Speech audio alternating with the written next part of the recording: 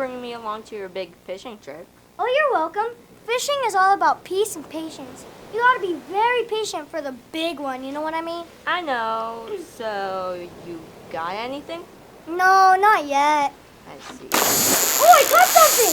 I caught something! It's garbage. What?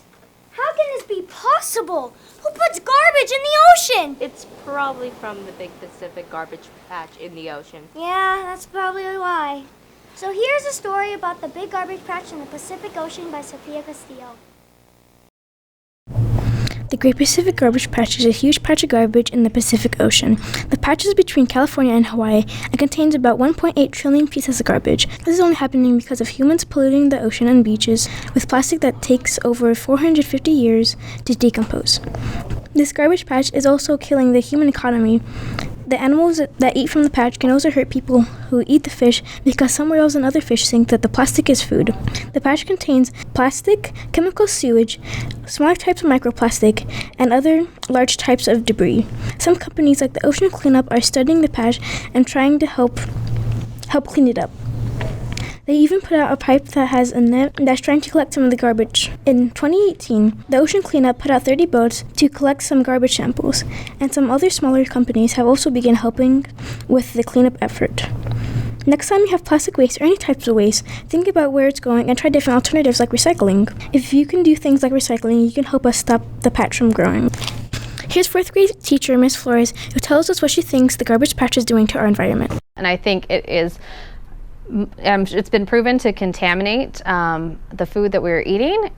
These animals are out in the ocean and they're either ingesting this plastic or they are being killed by the plastic, and then if they ingest it, there is a great chance that if we fish those animals, then we eat those animals, we could potentially be harming ourselves because of all of the plastic they are eating out there. So I think it's very harmful, all that plastic out there.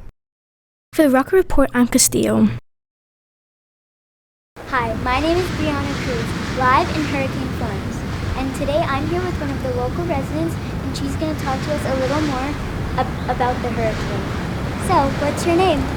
My name is Allison Green. How much damage was in this hurricane? There was a lot of damage. The roofs were getting torn off and cars were getting flipped over. Were you scared? Oh yeah, very scared because people have to evacuate, and out of nowhere, we didn't know this was even happening. Thank you. And here's the story about the Hurricane Florence by Jessica.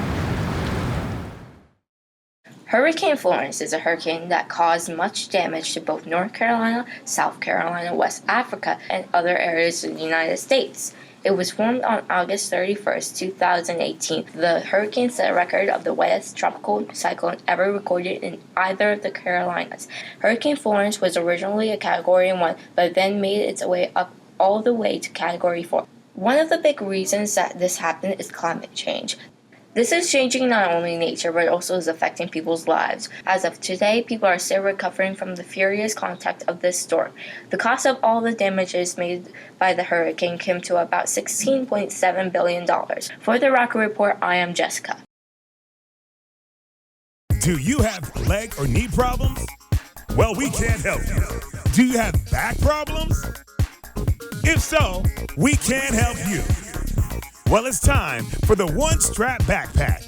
Yes, the One Strap Backpack. Are you tired of the same old boring 2-strap backpack?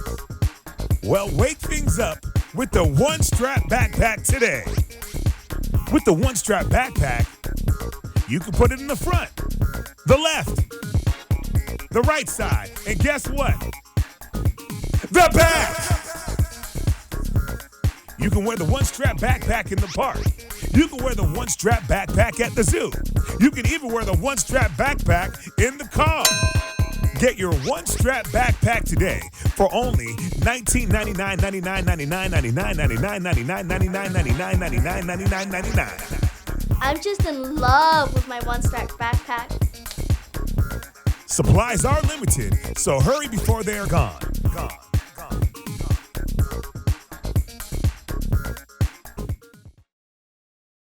5, 6. 6, 7, 8. 1, 2, 3, 4, 5, 6. Whoa. Hold on. Let me show you how it's really done. Achilles, drop the beat.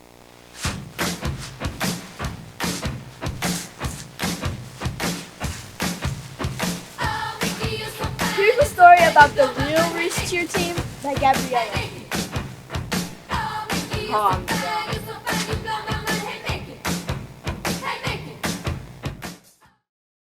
On November 3rd, the Ries Rockettes had an excellent performance at the UNLV Rebels versus the Fresno State Bulldogs football game, and the Rockettes were there cheering them on. The Ries Cheer Squad worked really hard to make the performance a memorable one. Several members of the Rockettes were also featured on the stadium video board. The performance took place during halftime. The Rockettes had the privilege to watch an award-winning UNLV Rebel girls performance during the game. A number of dance and cheer teams from around other Clark County schools joined the Rockettes for the performance to help make the halftime spectacle a full event. Here is the Ries Rocket cheer coach, Miss Swinford, explaining how the entire event came together. So the UNLV Cheer and Dance Extravaganza was a collection of dance teams from different schools or different performing arts classes across the city, and we all came together to perform one routine together during a halftime at one of the UNLV games. For the Rocket Report, I'm Gabby. Hi, every third week of January we celebrate Martin Luther King's birthday. Well, what I feel on my opinion about Martin Luther King is he's a really great person and he basically saved our community. So, here's a story by Audrey. Martin Luther King Jr. was born on January 15th, 1929 in Atlanta, Georgia. His parents were Martin Luther King Sr. and Alberta William King. He had two siblings. Then in 1953, he was married to Coretta Scott King. Martin Luther King Jr. did not like that people were made fun of if they had a different skin color. He thought that everyone should get the same treatment, no matter what color skin they had. He gave a lot of speeches. On August 28th, he gave one of his most famous speeches of all, the I Have a Dream speech. Let freedom ring from the mighty mountains of New York. Let freedom ring from the heightening Alleghenies of Pennsylvania. Let freedom ring from the snow-capped Rockies of Colorado. Let freedom ring from the curvaceous slopes of California. But not only that, let freedom ring from Stone Mountain of Georgia. Let freedom ring from Lookout Mountain of Tennessee. Let freedom ring from every hill and molehill of Mississippi, from every mountainside. Here are a few teachers who explain what the legacy of Dr. King means to them. When we allow freedom.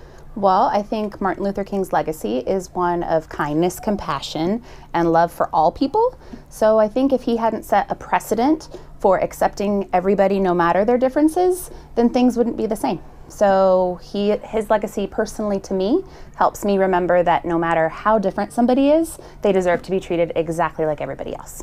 Well, one of the things that he strived for is for peace, and I definitely agree with peace. There's a lot of ways to resolve problems, and that's the reason we have a voice. Instead of using our hands and weapons, we should be using our voice. We demonstrate peacefully, we are respectful to everybody, but mainly is we have a voice and we're supposed to use that to communicate. So if I disagree with someone, I can use my voice and I can tell that individual, hey, you are maybe not too nice to me, could you please be nice to me? So I agree what he stood for is peace, fight for what you think is right, but do it peacefully. For the Rocket Report, I'm Audrey. Episode 1, show, outro, take 1. Action. Thank you for watching our show. Make sure to subscribe and turn on the post notifications. Bye!